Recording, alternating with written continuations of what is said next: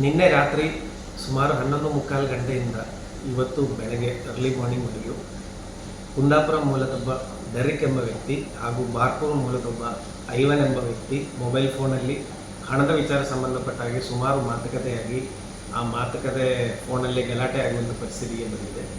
ತದನಂತರ ಐವಾನಿಗೆ ಕುಂದಾಪುರಕ್ಕೆ ನಿನಗೆ ಧೈರ್ಯ ಇದ್ದರೆ ಕುಂದಾಪುರಕ್ಕೆ ಬನ್ನಿ, ಇಲ್ಲೇ ಸೆಟಲ್ ಮಾಡೋಣ ಅಂತ ಹೇಳಿ ರಾತ್ರಿ ಡೆರಿಕ್ ಚಾಲೆಂಜ್ ಮಾಡಿದ್ದಾರೆ. ಆ ಹಿನ್ನೆಲೆಯಲ್ಲಿ ಐವಾನ್ ಎಂಬವರು ಅವರ ಕಾರಲ್ಲಿ ಕುಂದಾಪುರ ಚರ್ಚ್ ರೋಡ್ ಹತ್ತಿರ ಬಂದು ಹೋಳಿ ರೋಸರಿ ಚರ್ಚ್ ಮುಂದೆ ಗಾಡಿ ನಿಲ್ಲಿಸ್ತಾರೆ.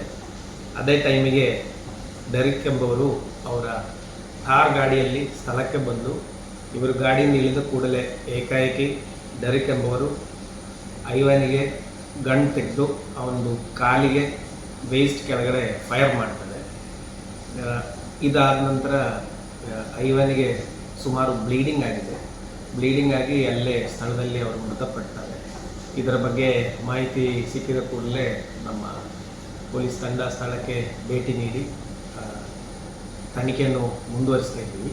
ಇದರಲ್ಲಿ CR ನಂಬರ್ 67/2026 ಮರ್ಡರ್ ಮತ್ತು ಆರ್ಮ್ಸ್ ಆ್ಯಕ್ಟ್ ಸೆಕ್ಷನಲ್ಲಿ ಕುಂದಾಪುರ ಟೌನ್ ಪೊಲೀಸ್ ಠಾಣೆಯಲ್ಲಿ ಪ್ರಕರಣ ದಾಖಲಾಗಿದೆ.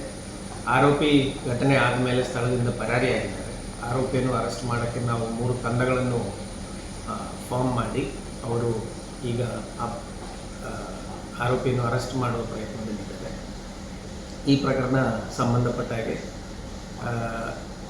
ಸೀನ್ ಆಫ್ ಕ್ರೈಮ್ ಆಫೀಸರ್ಸು ಹಾಗೂ ಇತರ ತಜ್ಞರು ಸಹ ಸ್ಪಾಟ್ ವಿಸಿಟ್ ಮಾಡಿದ್ದಾರೆ. ಮತ್ತು ಬಾಡಿಯನ್ನು ಸಹ ಫಾರೆನ್ಸಿಕ್ ಡಿಪಾರ್ಟ್ಮೆಂಟ್ ಮಣಿಪಾಲಿಂದ ನಾವು ಪೋಸ್ಟ್ಮಾರ್ಟಮ್ ಮತ್ತು ಇತರ ಪ್ರೊಸೆಸಸ್ ಮಾಡ್ತೀವಿ. ಆರೋಪಿಯನ್ನು ಶೀಘ್ರವಾಗಿ ಅರೆಸ್ಟ್ ಮಾಡಿ ಮತ್ತು ತನಿಖೆ ಮುಂದೂಡಲಾಗಿದೆ. ಧನ್ಯವಾದ.